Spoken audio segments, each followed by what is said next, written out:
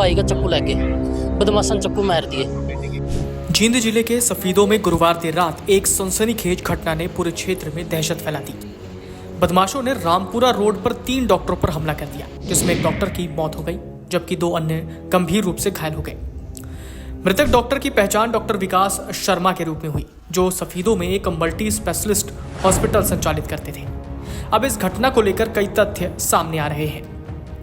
भाई ने साजिश के तहत हत्या बताई, पिता ने साथ ही डॉक्टरों पर आरोप लगाया, फिर फिरौती की बात सामने आई, लेकिन असली वजह क्या है उस पर हम विस्तार से चर्चा करेंगे। पहले मृतक डॉक्टर विकास शर्मा के भाई ने इस घटना को साजिश करार देते हुए कहा कि मेरे भाई को सुनियोजित तरीके से मारा गया, हमारा किसी से कोई रंजिश या लेना देना नहीं था।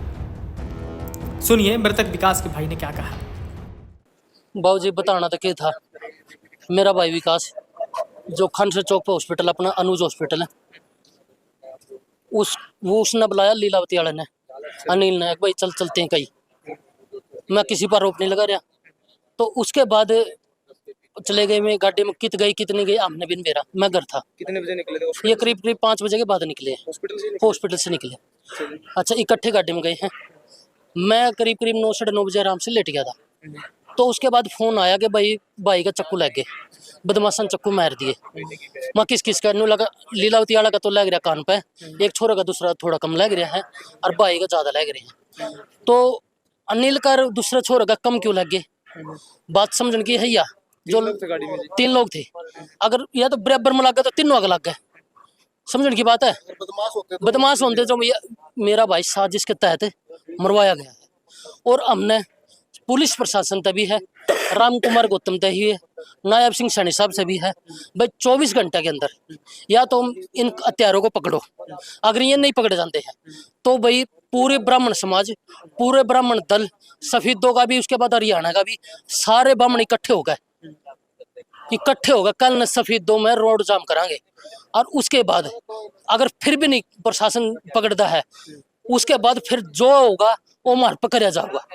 यू पूरा ब्राह्मण समाज है इकट्ठे। डॉक्टर साहब पे पहले भी कुछ हमला, कुछ ऐसी कोई हमला नहीं, कोई रंजिश नहीं, किसी के लिए कोई रोड़ा नहीं, किसी बात का किसी का कुछ देना नहीं, ना किसी तक लेना, ना किसी का रोड़ा। भाई झूठे भाई तेरे के लिए यह बात हुई है, कोई मतलब नहीं किसी के लिए। लेकिन मारा है किस बात पर मारा हमने, यह बात भाई ना कोई गलत कर दिया हो किसी के लिए, या किसी का देना हो उसके बाद दिया को नहीं हो जब भी मानना, तो इसका मतलब ये कोई किसी का कुछ नहीं देना था। धक्का तो मारा मेरा भाई। कितने समय से हॉस्पिटल चला रहे थे? ये करीब 5 साल हो गए जी। अभी दिसंबर लास्ट में, दिसंबर लास्ट में नहीं, यहाँ से तो 1 जनवरी 2020, तो वैसे 6-7 साल हो गए हमने चलाते हुए। तो ये बात है। पुलिस मौके पे पहुंच चुकी? पुलिस मौके पर पहुंच देंगे तो मैं बदमाश पकड़ने जाते गए। अगर पुलिस मौके पर पहुंच जाती तो बदमाश भाग जाते। वहीं इस मामले में डॉक्टर विकास शर्मा के पिता ने अलग ही बयान दिया और जो 2 साथी डॉक्टर थे उन्हीं पर हत्या का आरोप लगाया। इस मामले को बढ़ता देख पुलिस ने अपनी कार्रवाई की रफ्तार बढ़ाई और आरोपियों की धरपकड़ शुरू की। चाकू घोंपकर हत्या करने के मुख्य आरोपी करनाल जिले के गांव जयसिंहपुरा निवासी प्रदीप उर्फ नन्ना को मुठभेड़ के बाद काबू कर लिया। आरोपी की सीआईए के साथ रविवार की शाम 7:30 बजे नरवाना में रेलवे पुल के पास मुठभेड़ हुई थी। अब ध्यान देने वाली बात यह है कि पहले पुलिस जांच में पता चला कि आरोपी प्रदीप ने विकास से 50 लाख रुपए की रंगदारी मांगी। रकम नहीं देने पर हत्या की आशंका है। जांच में एक महिला का नाम भी सामने आया, लेकिन बात यहीं खत्म नहीं होती। अब इस मामले में पुलिस ने नया खुलासा किया। हत्या का कारण कोई पुरानी रंजिश और फिरौती रंगदारी का मामला नहीं था।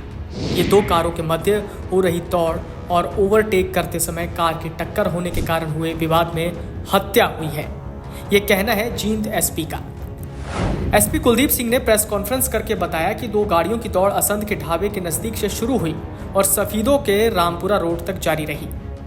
यहाँ पर डॉक्टर की कार दूसरी कार से टकरा गई। इसमें विवाद इतना बढ़ गया कि दोनों पक्षों में मारपीट हुई। जब डॉक्टर विकास फॉर्च्यूनर गाड़ी के नजदीक गए तो इसमें आरोपी करनाल जिले के जयसिंहपुरा निवासी प्रदीप ने उन पर चाकू से हमला कर हत्या कर दी। सुनिए एसपी ने प्रेस कॉन्फ्रेंस कर क्या कुछ जानकारी दी।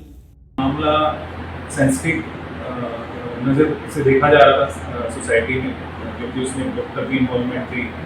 जो विक्टिम साइड में था वो डॉक्टर के फ्रेंड्स थे और कहीं ना कहीं वो हॉस्पिटल्स के संचालक के रूप में निकल के आ रहे थे।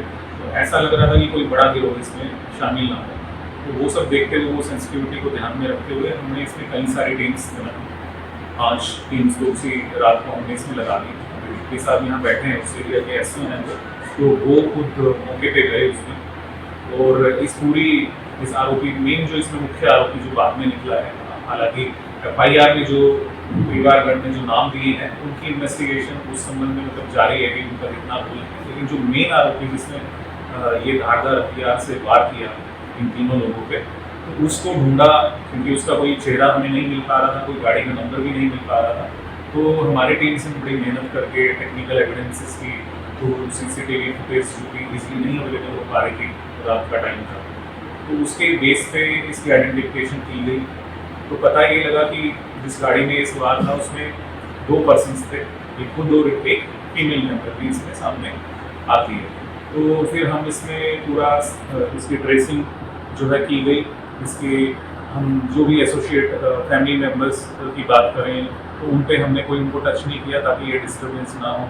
हमने प्लानिंग के जरिए इसको ट्रैक करने की कोशिश की, और जब इसको ट्रैक हम कर रहे थे तो उस टाइम हमारी टीम के ऊपर जो फायरिंग हुई, तो जुआबी कार्रवाई में इसको भी इंजरी आई बैक में। तो इस तरह से इसको राउंड अप किया गया, अरेस्टिंग इसकी की गई। उसके बाद में जो इससे पूछताछ की गई, प्लस में जो इसमें जो इंजर्ड लोग 2 और थे उनसे जो पूछताछ की गई, उससे जो निकल के सामने आया, तो उसकी तरफ मैं आपका ध्यान ये दिलाना चाहता हूँ कि ये मामला जो शुरू होता है, जो हमारे 3 गाड़ी के अंदर जो सवार लोग थे विक्टिम साइड से, जिनमें से 2 को फैमिली मेम्बर्स की तरफ से एक्यूज दर्शाया गया है, तो उन्होंने एक छोटे से होटल पे जो कोसन में पड़ता है वहाँ पे कुछ ड्रिंक्स ली है, रास्ते में भी ड्रिंक्स ली है। तो वो आ रहे हैं, और ये जो दूसरे एक्यूज पर्स के जो लोग हैं, फीमेल और ये जो मेल, ये भी कहीं चंडीगढ़ की तरफ से ये आ रहे थे। रास्ते में इनकी रोड रेज होती है। पहले तो एक गाड़ी आगे चल रही है, उसने दूसरी को क्रॉस कर लिया,